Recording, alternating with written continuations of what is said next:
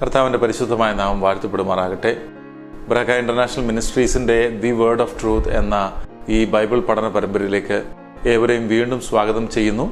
കഴിഞ്ഞ നാളുകളിൽ ഈ ബൈബിൾ പഠനം അനേകരുടെ ആത്മിക ജീവിതത്തിൽ അനുഗ്രഹമായിരുന്നുവെന്ന് ഞങ്ങൾക്ക് മനസ്സിലാക്കുവാൻ സാധിച്ചിട്ടുണ്ട്.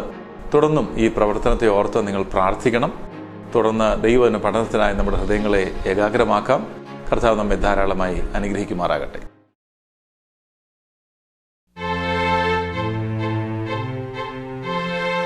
ബരാക്ക ഇന്റർനാഷണൽ മിനിസ്ട്രീസിൻ്റെ വേർഡ് ഓഫ് ട്രൂത്ത് പ്രോഗ്രാമിലേക്ക് നിങ്ങളെല്ലാവരെയും സ്വാഗതം ചെയ്യുന്നു. കർത്താവ് യേശുക്രിസ്തുവിൻ്റെ നാമത്തിലുള്ള സ്നേഹവന്ദനത്തെ അറിയിക്കുന്നു. നമ്മൾ യേശുക്രിസ്തുവിൻ്റെ പഠിപ്പിക്കലുകളെക്കുറിച്ചാണല്ലോ ഈ ദിവസങ്ങളിലെല്ലാം ധ്യാനിച്ചുകൊണ്ടിരിക്കുന്നത്. യേശു കർത്താവിൻ്റെ പഠിപ്പിക്കലുകളെക്കുറിച്ച് നമ്മൾ കാണുമ്പോൾ പ്രത്യേകമായിട്ടും അവർ വളരെ വിപ്ലവാത്മകമായ പഠിപ്പിക്കലുകളാണെന്ന് നമുക്ക് മനസ്സിലാക്കാം. അത് സാധാരണ മതബോധനത്തിൽ നിന്നും വളരെ വ്യത്യസ്തമാണ്. എല്ലാ മതത്തിനുമുള്ള അടിസ്ഥാന പ്രമാണങ്ങളൊന്നും ഇതിനകത്തില്ല. ആചാരങ്ങളില്ല, ഇന്ന കാര്യങ്ങൾ ചെയ്യണം, കഴിക്കണം, ഇങ്ങനെയുള്ള നിബന്ധനകളൊന്നുമില്ല. എന്ത് ചെയ്യണമെന്ന് പോലും നമ്മുടെ പരിധികളിൽ ഒതുങ്ങുന്ന ഒരു മതാത്മകമായ കാര്യങ്ങളും പറയുന്നില്ല. കർത്താവ് പറയുന്നത് വലിയൊരു സ്വാതന്ത്ര്യത്തെക്കുറിച്ചാണ്. ഈ സ്വാതന്ത്ര്യം എല്ലാ മതങ്ങളെയും ഭയപ്പെടുത്തുന്നതാണ്. നിങ്ങൾ ഏത് മതത്തിൻ്റെ ബാക്ക്ഗ്രൗണ്ടിൽ ആണെങ്കിൽ പോലും ഈ ഉപദേശങ്ങൾ ആ മതത്തെ ഭയപ്പെടുത്തുന്നതാണ്. അതാത് മതത്തിൻ്റെ പൗരോഹിത്യത്തെ അല്ലെങ്കിൽ അധികാരത്തെ ഭയപ്പെടുത്തുന്നതാണ്. എന്നും മതങ്ങൾ കർത്താവിനെ പേടിച്ചിട്ടേ ഉള്ളൂ. യേശുക്രിസ്തുവിന് ഒരിക്കലും പൂർണ്ണമായി അംഗീകരിക്കാൻ ഒരു മതത്തിന് സാധിക്കില്ല. അതുകൊണ്ട് ഇവിടെ മത്തായിയുടെ സുവിശേഷം 23 പ്രത്യേകിച്ചും മതമില്ലാത്ത ആത്മീയതയുടെ ഒരു മാനിഫെസ്റ്റോയാണ്. എവിടെയും പരീശന്മാർ ഇല്ലാതെ മതം ഉണ്ടാവുകയില്ല. പ്രത്യേകമായ നീതിബോധം ഉള്ള ആളുകൾ, ദൈവത്തിൻ്റെ നീതിയല്ല മനുഷ്യരുടെ നീതി തന്നെ സ്ഥാപിക്കാൻ ആലോചിച്ചുകൊണ്ട് നടക്കുന്ന പരീശന്മാർ, നിങ്ങളെക്കാൾ ഞങ്ങൾ നീതിമാന്മാരെന്ന് വിചാരിക്കുന്ന കുറച്ച് ആളുകളില്ലാതെ ഒരിക്കലും മതം നടക്കുകയില്ല. മതത്തിൻ്റെ ആണിക്കല്ല് തന്നെ ഇങ്ങനെയുള്ള സ്വയം നീതിമാന്മാരെന്ന് വിശേഷിപ്പിക്കുന്ന ആളുകളാണ്. അവരെക്കുറിച്ചാണ് ഈ കാര്യങ്ങൾ സംസാരിക്കുന്നത്. നിങ്ങൾ പ്രസംഗങ്ങൾ കേൾക്കുമ്പോഴും എപ്പോഴും കാണുന്നത് ഈ മതത്തിൻ്റെ ആളുകളെയാണ്. അവരെപ്പോഴും നിങ്ങളെക്കാൾ നീതിമാന്മാരാണ്. നിങ്ങൾ സ്റ്റേജിൽ ഞാൻ നിങ്ങളോട് പ്രസംഗിക്കുമ്പോൾ നിങ്ങൾ എന്താ വിചാരിക്കുന്നത്? നിങ്ങളെക്കാൾ ഞാൻ നീതിമാനാണെന്നാണ് വിചാരിക്കുന്നത്. അങ്ങനെ ഈ നീതിയുടെ ഒരു ഹയർ ലെവലിൽ നിന്നുകൊണ്ട് താഴെയുള്ളവർ ഉപദേശിക്കുന്നവരെയാണ് കർത്താവ് കപടഭക്തർ എന്ന് പറയുന്നത്. കാരണം യാതൊരു മനുഷ്യൻ്റെയും നീതിയിൽ ദൈവം പ്രസാദിക്കുന്നില്ല, ക്രിസ്തുവിൽ മാത്രമാണ് ദൈവം പ്രസാദിക്കുന്നത്. ഇത് ഞാൻ നേരത്തെ ക്ലാസ്സിൽ പറഞ്ഞിട്ടുള്ളതാണെങ്കിൽ നിങ്ങളെല്ലാവരും അത് കേട്ടിട്ടുണ്ടാകണമെന്ന് നിർബന്ധമില്ല. അതുകൊണ്ട് നമ്മളൊരു കാര്യം മനസ്സിലാക്കേണ്ടത്, ഈ യേശുക്രിസ്തുവിൻ്റെ ടീച്ചിങ്സ് നമ്മൾ റോമാലേഖനം എല്ലാം ചിന്തിച്ച ശേഷം, എബ്രായ ലേഖനം എല്ലാം ചിന്തിച്ച ശേഷമാണ് യേശുക്രിസ്തുവിൻ്റെ ഈ പഠിപ്പിക്കലുകളിലേക്ക് നമ്മൾ വന്നത്. അതിൻ്റെ കാരണം അപ്പോസ്തലിക ഉപദേശങ്ങൾ ശരിക്കും മനസ്സിലാക്കിയാൽ മാത്രമേ കർത്താവ് എന്തുകൊണ്ടാണ് ഇത്രയും കട്ടിയുള്ള ഉപദേശങ്ങൾ കൊടുത്തതെന്ന് നമുക്ക് മനസ്സിലാവുകയുള്ളൂ. ഒരു പ്രധാനപ്പെട്ട വാക്യം നമ്മൾ ഇതിനിടയിൽ നമ്മൾ റോമാലേഖനത്തിൽ നിന്ന് വായിക്കാം. എന്തിനാണെന്ന് വെച്ച് കഴിഞ്ഞാൽ ആ വാക്യം വായിക്കുമ്പോൾ നമുക്ക് എന്തുകൊണ്ടാണ് പരീശന്മാർ ഉണ്ടാക്കപ്പെടുന്നത് എന്ന് നമുക്ക് മനസ്സിലാക്കാൻ പറ്റും. റോമാലേഖനം 6-ാം അധ്യായത്തിൻ്റെ 17-18 വാക്യങ്ങൾ ഇങ്ങനെയാണ്. റോമാലേഖനം 6:17-18 ഞാൻ വായിക്കുകയാണ്. എന്നാൽ നിങ്ങൾ പാപത്തിൻ്റെ ദാസന്മാരായിരുന്നുവെങ്കിലും നിങ്ങളെ പഠിപ്പിച്ച ഉപദേശരൂപത്തെ ഹൃദയപൂർവ്വം അനുസരിച്ച് പാപത്തിൽ നിന്ന് സ്വാതന്ത്ര്യം ലഭിച്ച് നീതിക്ക് ദാസന്മാരായി തീർന്നത് കൊണ്ട് ദൈവത്തിന് സ്തോത്രം. അപ്പോൾ ഇവിടെ മനസ്സിലാക്കേണ്ട ഒരു കാര്യം, പാപത്തിൻ്റെ ദാസ്യത്വം, നീതിയുടെ ദാസ്യത്വം, അതുപോലെ നമ്മളെ പഠിപ്പിച്ച ഒരു അപ്പോസ്തോലിക ഉപദേശ രൂപം, ഇത് മൂന്നുമാണ് അവിടെയുള്ള പ്രധാന വാക്കുകൾ. പാപത്തിൻ്റെ ദാസ്യത്വം എന്ന് പറയുന്നത് നമുക്ക് എളുപ്പത്തിൽ മനസ്സിലാക്കാൻ സാധിക്കും. പാപത്തിൻ്റെ ദാസ്യത്വം എന്ന് പറയുന്നത്, പാപം നമ്മുടെ യജമാനനായിരുന്ന് നമ്മുടെ ഇഷ്ടത്തിന് വിപരീതമായി നമ്മളിൽ പാപത്തെ ഉളവാക്കുന്നു, അതായത് അവൻ്റെ പ്രവൃത്തികളെ ചെയ്യുന്നു. Sin becomes a master and I become the slave of that sin, that master. അപ്പോൾ ആ ഒരു യജമാനൻ്റെ, പാപം എന്ന യജമാനൻ്റെ ഒരു അടിമയായി ഞാൻ മാറുന്നു എന്ന് പറഞ്ഞു കഴിഞ്ഞാൽ ആ യജമാനൻ്റെ ഇഷ്ടമാണ് ഞാൻ നിവർത്തിക്കുന്നത്. അപ്പോൾ പാപം എന്ന് പറയുന്നൊരു പ്രകൃതമാണ്. ആ പ്രകൃതം അനുസരിച്ച് മാത്രമേ എനിക്ക് ജീവിക്കാൻ സാധിക്കുകയുള്ളൂ. ശരിക്കും ആൾക്കാരൊക്കെ ചിന്തിക്കുന്നത് ചിന്തിച്ച് നമ്മൾ പാപികളാകുന്നു എന്നാണ്. എന്നാൽ അങ്ങനെയല്ല. ആ ചിന്തകൾ ഉണ്ടാകുന്നത് തന്നെ നമ്മുടെ പാപ സ്വഭാവത്തിൽ നിന്നാണ്. സിൻ എന്ന് പറയുന്നത് പ്രധാനമായും പാപപ്രകൃതമാണ്. ആ സിൻ ഉള്ളത് കൊണ്ടാണ്, ആ പാപപ്രകൃതം ഉള്ളത് കൊണ്ടാണ് നമ്മൾ സിൻസ് പ്ലൂരൽ ചെയ്യുന്നത്. അപ്പോൾ സിൻ ആണ് സിൻസിനെ പ്രൊഡ്യൂസ് ചെയ്യുന്നത്. അത് പാപപ്രകൃതമാണ് പാപങ്ങളെ ഉണ്ടാക്കുന്നത്. അത് വളരെ ലളിതമായിട്ട് പറഞ്ഞു കഴിഞ്ഞാൽ, ഒരു മനുഷ്യൻ പാപം ചെയ്ത് പാപിയായി മാറുന്നതല്ല. അവൻ പാപിയായി ജനിച്ചത് കൊണ്ട് പാപം ചെയ്യുന്നതാണ്. അവന് വേറെ നിവൃത്തിയില്ല. അവന് പാപം മാത്രമേ ചെയ്യാൻ സാധിക്കുള്ളൂ. അവൻ എന്ത് ചെയ്താലും അതിനകത്ത് അവൻ്റെ ഒരു സെൽഫ് അതിൻ്റെ മുമ്പിൽ വന്നിരിക്കും. ഒരു സ്വയം, ഞാൻ ചെയ്തു, ഞാൻ അനുസരിച്ചു. He becomes the master of what he has done. അപ്പോൾ അങ്ങനെയാണെങ്കിൽ അവൻ തീർച്ചയായിട്ടും ആ പാപത്തിൻ്റെ അടിമയമാണ്. എന്ന് പറഞ്ഞു കഴിഞ്ഞാൽ അവൻ ഒരിക്കലും അവൻ്റെ തന്നെ സെൽഫിൽ നിന്ന് രക്ഷപ്പെടാൻ മാർഗമില്ല. അപ്പോൾ അവന് തന്നെ ഒരു തീരുമാനം എടുത്താൽ പോലും that will be within the flush. ഒരു വണ്ടിക്കകത്തിരുന്ന് വണ്ടി തള്ളുന്ന പോലെയാണ് ഒരു മനുഷ്യൻ പാപത്തിൽ നിന്ന് രക്ഷപ്പെടാൻ പരിശ്രമിക്കുന്ന എല്ലാ പരിശ്രമങ്ങളും. കാരണം അവൻ ഓൾറെഡി പാപപ്രകൃതത്തിനകത്ത് തന്നെയാണ്. ആ പാപപ്രകൃതത്തിനകത്തിരുന്നു കൊണ്ട് എത്ര തീരുമാനം എടുത്താലും എത്ര ഹാർഡ് വർക്ക് ചെയ്താലും ആ പാപപ്രകൃതം അനങ്ങുകയില്ല, പോവുകയില്ല. അപ്പോൾ അതിനെയാണ് നമ്മൾ പാപത്തിൻ്റെ ദാസ്യത്വം എന്ന് പറയുന്നത്. അടിമത്തമാണത്. അടിമയ്ക്ക് അങ്ങനെ ചുമ്മാ ഇറങ്ങിപ്പോകാൻ പറ്റത്തില്ല. അടിമയ്ക്ക് ചുമ്മാ രക്ഷപ്പെടാൻ സാധിക്കത്തില്ല. കാരണം he's in a life long bondage to his owner. അപ്പോൾ പാപം എന്ന യജമാനനെ നമ്മൾ ജീവിതകാലം മുഴുവൻ അടിമകളായിരിക്കുന്നു എന്നുള്ളതാണ് പാപത്തിൻ്റെ ദാസ്യത്വം എന്ന വാക്കുകൊണ്ട് സൂചിപ്പിക്കുന്നത്. കാരണം നമ്മുടെ നേച്ചറിൽ തന്നെ ഈ പാപം വ്യാപരിക്കുന്നു. ഇനി നമ്മൾ കാണേണ്ടത് നീതിയുടെ ദാസ്യത്വത്തെക്കുറിച്ചാണ്. നീതിയുടെ ദാസ്യത്വം എന്ന് പറയുമ്പോൾ സാധാരണഗതിയിൽ നീതി ചെയ്തവരെ നിങ്ങൾ ശ്രദ്ധിച്ചിട്ടുണ്ടോ? നീതിമാന്മാരായ ആൾക്കാർ അവർ ദാസന്മാരായിട്ടല്ല കാണപ്പെടുന്നത്, അവർ യജമാനന്മാരായിട്ടാണ് കാണപ്പെടുന്നത്. ദാസന്മാരായിട്ടല്ല. അവർ ഭയങ്കര അധികാരത്തോടെ പറയുന്നു, ഞങ്ങളതനുസരിച്ച് ഞങ്ങളിത് ചെയ്തു, നീ ചെയ്തിട്ടുണ്ടോ എന്നൊക്കെ ചോദിക്കുമ്പോൾ they don't look like slaves, they look like masters. എന്തുകൊണ്ട് മാസ്റ്റേഴ്സ്? അവരുടെ നീതിയെ അവർ യജമാനനായി അംഗീകരിക്കുന്നില്ല. നീതി എന്ന് പറയുന്നത് അവരുടെ കയ്യിലിരിക്കുന്ന ഒരു ദാസനാണ്. എന്ന് പറഞ്ഞു കഴിഞ്ഞാൽ they are masters of their own righteousness. അപ്പോൾ ശരിക്കും ഇവിടെ പറഞ്ഞിരിക്കുന്ന നീതിയുടെ ദാസനായി മാറുക എന്ന് പറഞ്ഞാൽ എന്താ അർത്ഥം? നീതിയുടെ ദാസനായി മാറുക എന്ന് പറഞ്ഞാൽ നീതി എന്ന യജമാനൻ്റെ മുമ്പിൽ പഞ്ചപുച്ഛമടക്കി നിൽക്കുന്ന ആളാണ് നീതിയുടെ ദാസൻ. ദാറ്റ് മീൻസ് അവനൊന്നും ക്ലെയിം ചെയ്യാനില്ല. അവൻ പറയാണ്, കർത്താവെ നീ തന്നെയാണ് എൻ്റെ നീതി, നീ എന്നിൽ വാഴുന്നതാണ് എൻ്റെ നീതി, ഞാനൊരടിമയാണ് എന്ന് പറയുന്നത് ഈ ഉപദേശ രൂപം കാരണമാണ്. അപ്പോൾ ഈ ഒരു ഉപദേശ രൂപം നമ്മൾ എത്തിക്കുന്നത് ക്രിസ്തു എന്ന നീതിയിലേക്കും ആ നീതിയുടെ ദാസ്യത്വത്തിലേക്കുമാണ്. അപ്പോൾ ഒരു ദാസന് അവൻ്റെ ശരീരം കൊണ്ട് ഇത് ചെയ്ത് പൂർത്തിയാക്കാൻ സാധിക്കില്ല.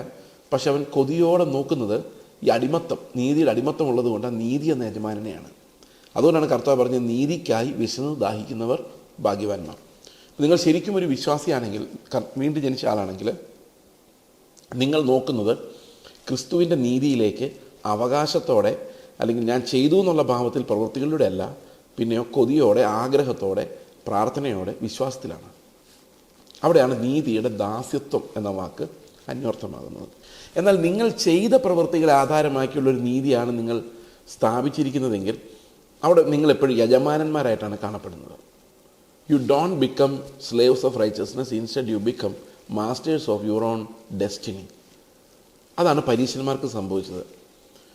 അവർ പാപത്തിൻ്റെ ദാസ്യത്വത്തിൽ ജനിച്ചെന്നാൽ നീതിയുടെ ദാസ്യത്വം വരണമെങ്കിൽ ആ നീതി എന്ന യജമാനൻ, ക്രിസ്തു എന്ന കർത്താവ് എന്ന യജമാനെ കീഴണമെങ്കിൽ അവർ ക്രിസ്തുവിനെ തിരിച്ചറിയേണ്ടതുണ്ടായിരുന്നു, ദൈവത്തിൻ്റെ നീതി അംഗീകരിക്കേണ്ടതുണ്ടായിരുന്നു. അവരൊരിക്കലും അത് ചെയ്തില്ല. അപ്പോൾ അതുകൊണ്ടാണ് ഈ പരീശന്മാരുണ്ടാകുന്നത്. ലോകത്തിലുള്ള എല്ലാ പരീശനും സ്വന്തം നീതിയിൽ അഭിമാനിക്കുന്നവനും നീതിയുടെ യജമാനനുമാണ്.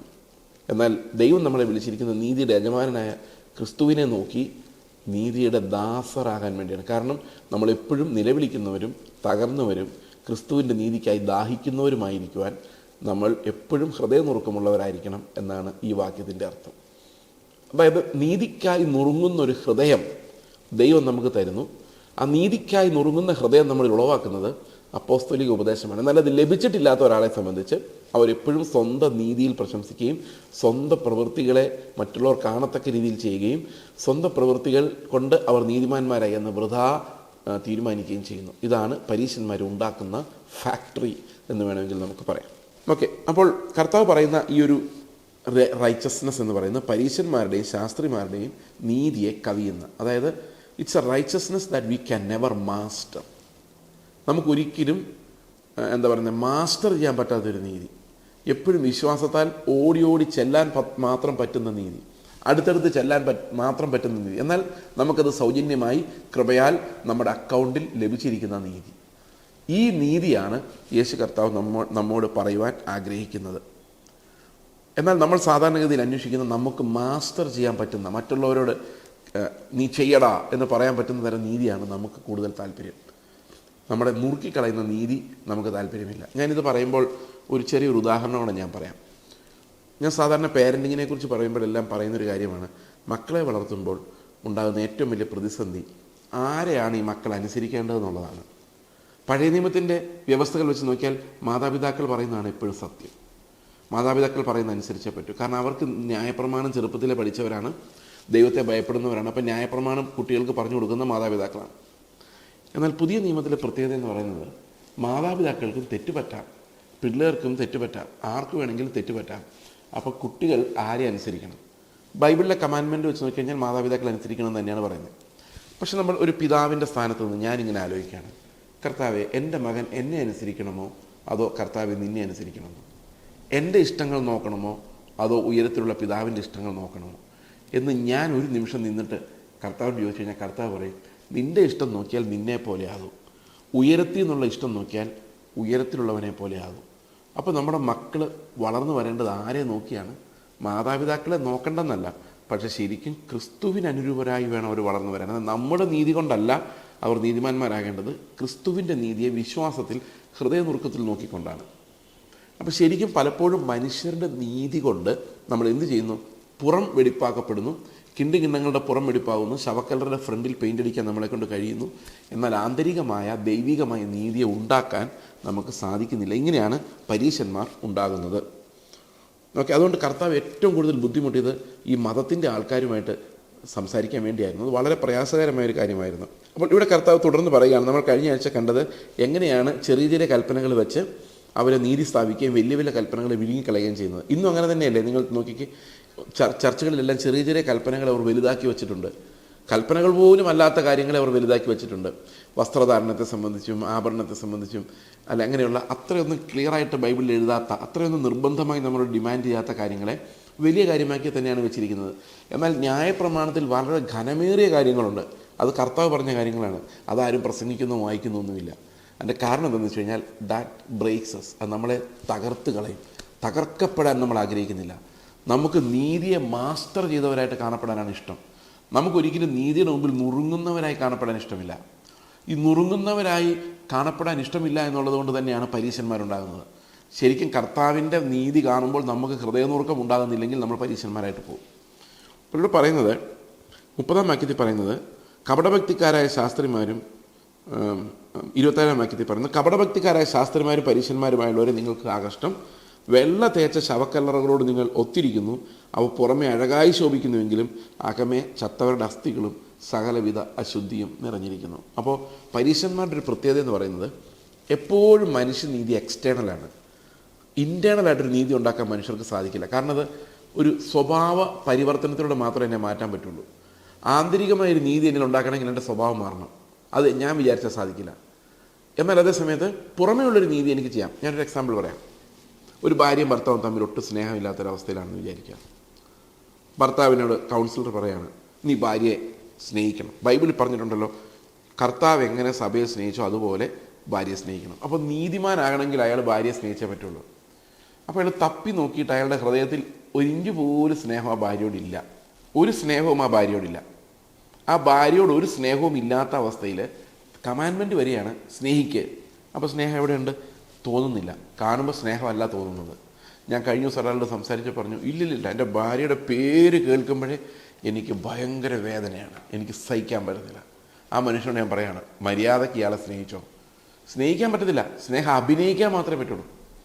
എക്സ്റ്റേണൽ റൈച്ചസ്നെസ്, വേണമെങ്കിൽ സാരി മേടിച്ചു കൊടുക്കാൻ പറഞ്ഞാൽ he can go and purchase sari and give her, അത് പറ്റും. പക്ഷേ അതേ സമയത്ത് സ്നേഹിക്കാൻ പറഞ്ഞാൽ ഉള്ളിൽ നിന്ന് ഈ വികാരങ്ങൾ ഉണ്ടാവേണ്ടത് അത് എവിടെ നിന്ന് വരും? അതില്ല. ഹൃദയം ശൂന്യമായി കിടക്കുകയാണ്. അവിടെ ഈ സ്നേഹം ഉണ്ടാകുന്നില്ല. അഭിനയിച്ചാൽ പോലും 1-2 ദിവസത്തിനപ്പുറത്തേക്ക് അഭിനയം നീട്ടിക്കൊണ്ടുപോകാൻ പറ്റുന്നില്ല.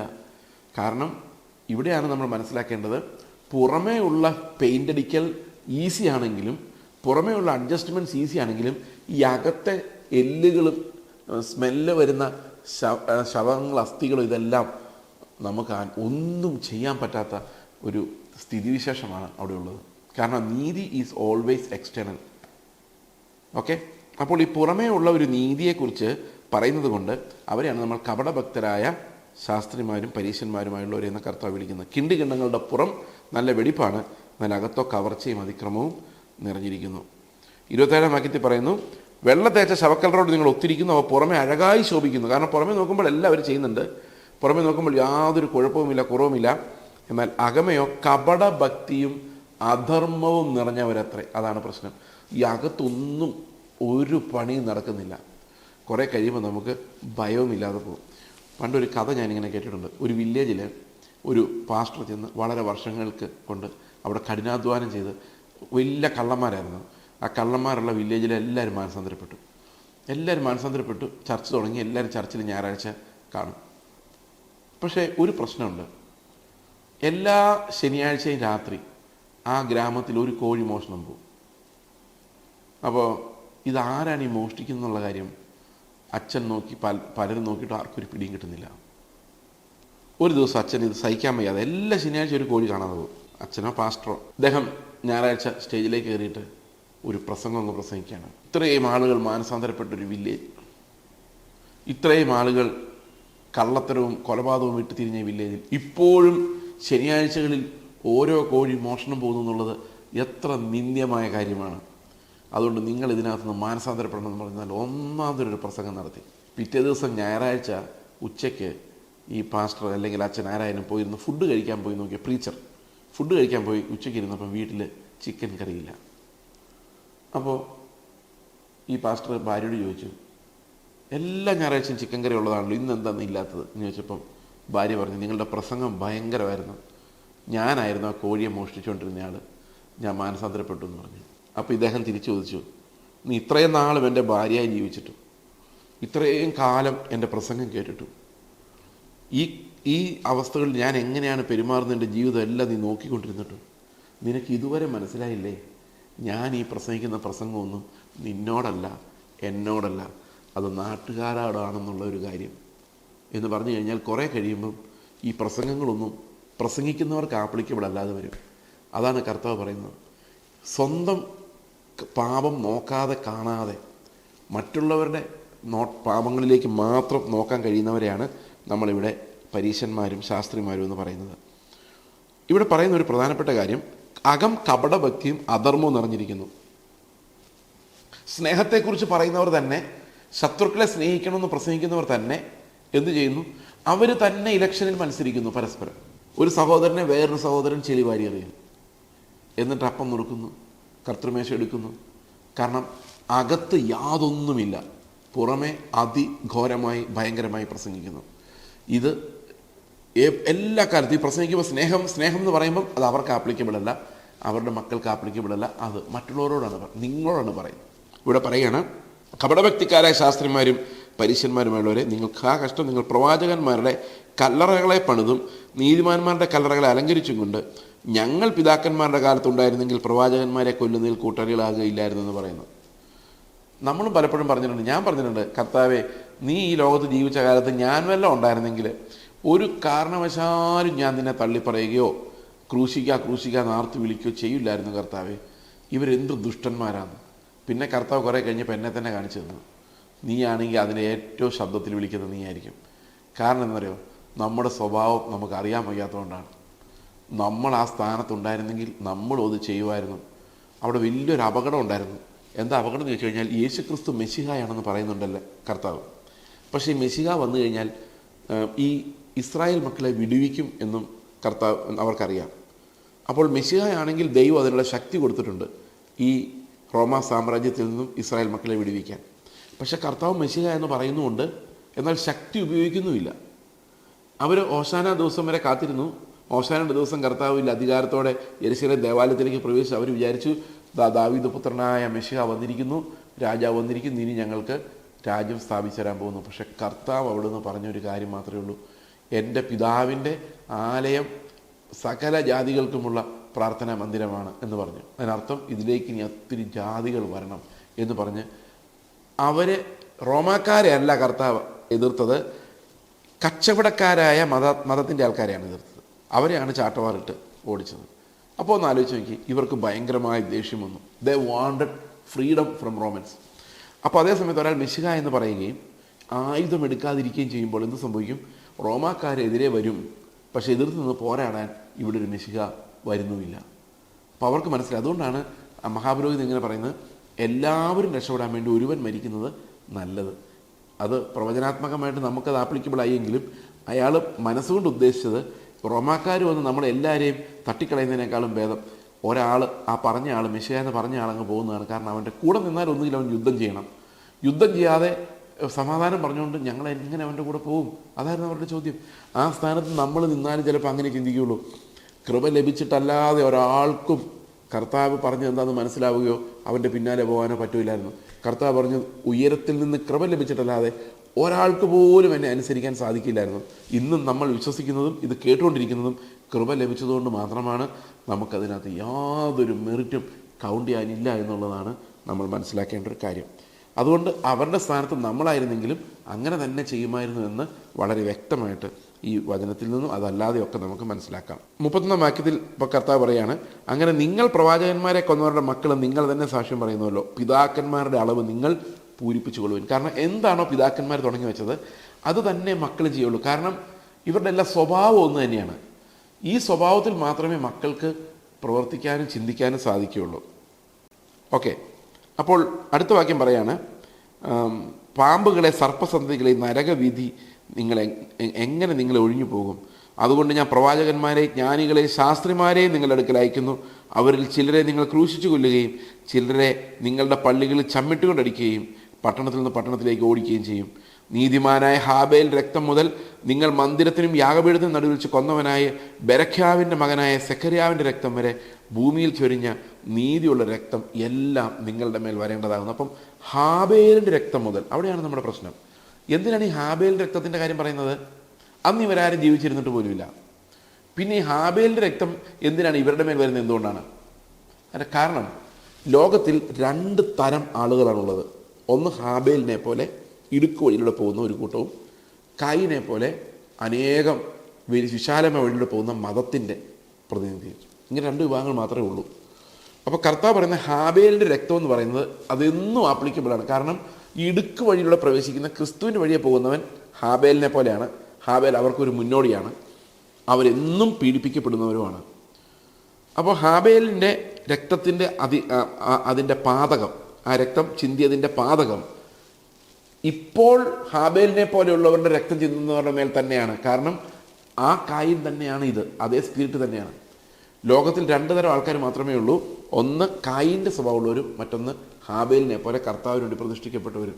ആ പണ്ടത്തെ ചേട്ടന്മാരുണ്ടല്ലോ, നമ്മുടെ വലിയ വലിയ പൂപ്പന്മാർ, ഹാബേൽ, കായിൻ, അവരുടെ സ്വഭാവം നമുക്ക് എവിടെയും മനുഷ്യരിൽ കാണാൻ സാധിക്കും. കായിൻ എന്ന് പറയുന്ന മതത്തിൻ്റെ ആളാണ്, മതമുണ്ട് അദ്ദേഹത്തിന്. ഓക്കെ, അതുകൊണ്ടാണ് യാഗം കഴിക്കാൻ വന്നത്. ഓക്കെ, പക്ഷേ സ്നേഹമില്ല. സ്നേഹമില്ലാത്ത മതമാണ് കായിൻ. അവൻ സ്വന്തം കപ്പാസിറ്റി വെച്ച് ദൈവത്തോട് യാചിക്കുന്നവനാണ്. അവൻ യാഗം കൊണ്ടുവന്ന് ദൈവത്തിന് കൊടുത്തിട്ട് അവൻ സ്വന്തം യാഗത്തിൽ ഊന്നുന്നവനാണ്, സ്വന്തം അർപ്പണത്തിൽ ഊന്നുന്നവനാണ്. എന്നാൽ ഹാബേൽ അങ്ങനെയല്ലായിരുന്നു. ഹാബേൽ യാഗമർപ്പിക്കാൻ വന്നു, ശരിയാണ്. പക്ഷേ ആ ഹാബേലിന് അത് മതമായിരുന്നില്ല, അത് ഫെയ്ത്ത് ആയിരുന്നു. കാരണം ഹാബേൽ ഒരിക്കലും ഏറ്റവും നല്ലൊരു ഗിഫ്റ്റ് ഞാൻ നിനക്ക് തന്നിട്ടുണ്ട് കർത്താവ് എന്ന് പറയുകയല്ല ചെയ്തത്. ഹാബേൽ അവന് കിട്ടിയ ആടിനെ അറുത്ത് മേധസ്സെടുത്ത് മാറ്റി അതിനെ കൊന്നു കളയുകയാണ് ചെയ്തത്. അതായത് കൊന്നു കളഞ്ഞ് നശിപ്പിച്ച് കളഞ്ഞ് കർത്താവിന് മുമ്പിൽ എടുത്ത് വെച്ചിട്ട് പറയുകയാണ്, മനസ്സുകൊണ്ട് ഇങ്ങനെ ആയിരിക്കും പറഞ്ഞത്, കർത്താവേ, എൻ്റെ ഏറ്റവും ബെസ്റ്റായിട്ടുള്ളത് ഞാൻ നിനക്ക് തരികയല്ല ചെയ്യുന്നത്, അതിനെ നിൻ്റെ മുമ്പിൽ യാഗമാക്കുകയാണ് ചെയ്യുന്നത്. കായിന് കർത്താവിന് കൊടുക്കുന്നവനാണ്. എന്നാൽ ഹാബേലിനറിയാം കർത്താവിന് ഒന്നും കൊടുക്കാനില്ല, കൊടുക്കാൻ പറ്റത്തില്ല. ഇന്നത്തെ പശ്ചാത്തലത്തിൽ നമ്മൾ നോക്കിക്കഴിഞ്ഞാൽ കായിൻ ആരാന്നറിയാമോ? കയ്യിലുള്ള ഏറ്റവും വലിയ നോട്ടിടുന്നയാളാണ്, അല്ലെങ്കിൽ ഇഷ്ടം പോലെ വാരിക്കോരി സഭകൾക്കൊക്കെ കൊടുക്കുന്നയാളാണ്. പക്ഷെ ആന്തരികമായി മാറ്റമില്ല. ഹാബേൽ അങ്ങനെയല്ല. ഹാബേൽ ഈ പണത്തെ മൈൻഡ് ചെയ്യാത്ത ആളാണ്. അത് വന്നാലും പോയാലും കുഴപ്പമില്ലാത്തവനാണ്. ആരെങ്കിലും കൊണ്ടുപോയാലും കുഴപ്പമില്ല, അവന് കൊടുത്താലും കുഴപ്പമില്ല. He does not count it at all. കാരണം അത് യാഗമാണ്, അവനുള്ളതെല്ലാം യാഗമാണ്. ഓക്കെ, അതൊരിക്കലും അവനൊരു സ്വയനീതിയായി മാറുന്നില്ല. അത് പോയാൽ പോട്ടെ എന്നേ ഉള്ളൂ. He does not give value to it. അതുകൊണ്ടാണ് കർത്താവ് ധനവാനായ മനുഷ്യരോട് പറയുന്നത്, നീ അത് വിട്ട് ദരിദ്രർക്ക് കൊടുത്തിട്ട് വാ, മതത്തിന് കൊടുക്കരുത്. മതത്തിന് കൊടുത്തു കഴിഞ്ഞാൽ അവിടെ ഒരു ഗമയുണ്ട്, കൈയും കൊടുത്തോലെ. ഇപ്പം തിരിച്ചിങ്ങോട്ട് തരാൻ പറ്റാത്ത ആൾക്കാർ കൊടുത്തു കഴിയുമ്പം അവിടെ ആ വലിയൊരു ഡെലിവറൻസാണ് അവരനുഭവിക്കുന്നത്. അതുകൊണ്ട് ഹാബേലിൻ്റെ രക്തം എന്നവിടെ എടുത്തു പറയുന്നത്, ഹാബേലിൻ്റെ രക്തം അതൊരു റെപ്രസെൻറ്റിങ് ബ്ലഡാണ്. അതായത് എപ്പോഴും നിഷ്കളങ്കത രക്തം ചൊരിയേണ്ടി വരും, നിഷ്കളങ്കർ കൊല്ലപ്പെടും. കാരണം അവർ ഈ ഭൂമിയിൽ ജീവിക്കാൻ മറ്റുള്ളവർ അനുവദിക്കില്ല. ദൈവപ്രസാദമുള്ളവർ എപ്പോഴും ലോകത്താൽ എതിർക്കപ്പെട്ടുകൊണ്ടിരിക്കും എന്നുള്ളതിൻ്റെ ഒരു സൂചനയാണ് നീതിമാനായ ഹാബേലിൻ്റെ രക്തം എന്നുള്ള വാക്കുകൊണ്ട് ഉദ്ദേശിക്കുന്നത്.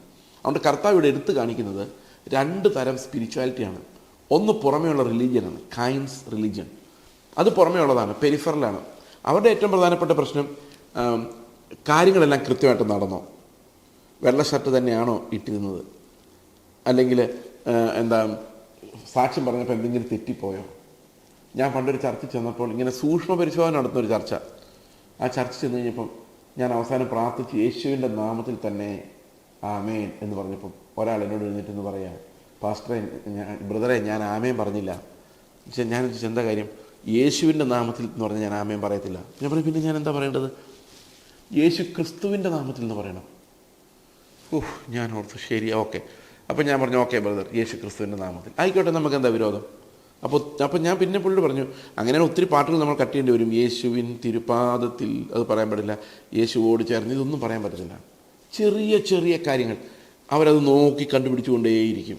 ഓക്കെ, അതിലെല്ലാം അവർ പെർഫെക്റ്റ് ആയിരിക്കും. ആ പുറമേയുള്ള റിലീജിയൻ വിൽ ബി പെർഫെക്റ്റ്. അവരുടെ ഒബ്സർവൻസസ് കറക്റ്റ് ആയിരിക്കും, പക്ഷേ അകത്തൊന്നും ഉണ്ടാവില്ല, ജീവൻ ഉണ്ടാവില്ല. ഇതാണ് കായിൻ്റെ റിലീജിയൻ. ഹാബേൽ അങ്ങനെ ആയിരുന്നില്ല. അതുകൊണ്ട് കപട ഭക്തിക്കാരെ ഒരു പ്രതിനിധിയാണ്. മതമുണ്ട്, പക്ഷെ ജീവനില്ലാത്ത നിർജീവ വ്യവസ്ഥയുടെ പ്രതിനിധിയാണ് കായിൻ. എന്നാൽ ജീവൻ്റെ പ്രതിനിധിയാണ് മുറുക്കപ്പെട്ട ആ മാംസവുമായിട്ട് പിതാവിൻ്റെ മുന്നിൽ നിൽക്കുന്ന വളരെ പെട്ടെന്ന് തന്നെ കൊല്ലപ്പെട്ടു പോയ ഹാബേൽ. ശരിക്കും നീതിമാന്മാരുടെ പ്രതിനിധിയായി ഇന്നും അവൻ്റെ രക്തം ഗുണകരമായി സംസാരിച്ചുകൊണ്ടിരിക്കുന്നു. അതുകൊണ്ട് പ്രിയ സഹോദരങ്ങളെ, നമ്മൾ ഈ ഒരു തലത്തിൽ കർത്താവിനെ മനസ്സിലാക്കുവാൻ ആ ഒരു സ്പിരിച്വാലിറ്റി, കരുണ മുമ്പിലേക്ക് വരുന്ന, സ്നേഹം മുമ്പിലേക്ക് വരുന്ന, നമ്മുടെ ആ ജീവിതത്തിൽ കർത്താവിൻ്റെ വെളിപ്പെടുത്തലുകൾ, കർത്താവിൻ്റെ ജീവൻ മുമ്പിലോട്ട് വരുന്ന ആ ഒരു സ്പിരിച്വാലിറ്റിയിലേക്ക് ആഗ്രഹത്തോടെ നമുക്ക് നോക്കാം. ആ ഒരു നീതി നമ്മളെ നിറയ്ക്കുമാറാകട്ടെ. കർത്താവായ യേശു ക്രിസ്തുവിൻ്റെ നാമത്തിൽ തന്നെ ആമേൻ. ക്രൂശിലെ ദിവ്യസ്നേഹം ഓർക്കുമ്പോൾ എങ്ങനെ ഞാൻ മൗനമായിടും? എന്നാഥൻ എനിക്കായി സഹിച്ചതാ കഷ്ടതകളെങ്ങനെ മറന്നിടും? ക്രൂശിലെ ദിവ്യസ്നേഹം ഓർക്കുമ്പോൾ എങ്ങനെ ഞാൻ മൗനമായിടും? എന്നാഥൻ എനിക്കായി സഹിച്ചതാ കഷ്ടതകളെങ്ങനെ മറന്നിടും? വർണ്ണിക്കും ആ ദിവ്യ സ്നേഹത്തെ ആയുസ്സിൻ ദിനമൊക്കെയും, വർണ്ണിക്കും ആ ദിവ്യ സ്നേഹത്തെ ആയുസ്സിൻ ദിനമൊക്കെയും. ക്രൂശിലെ ദിവ്യ സ്നേഹം ഓർക്കുമ്പോൾ എങ്ങനെ ഞാൻ മൗനമായിടും? എന്നാഥൻ എനിക്കായി സഹിച്ചതാ കഷ്ടതകളെങ്ങനെ മറന്നിടും?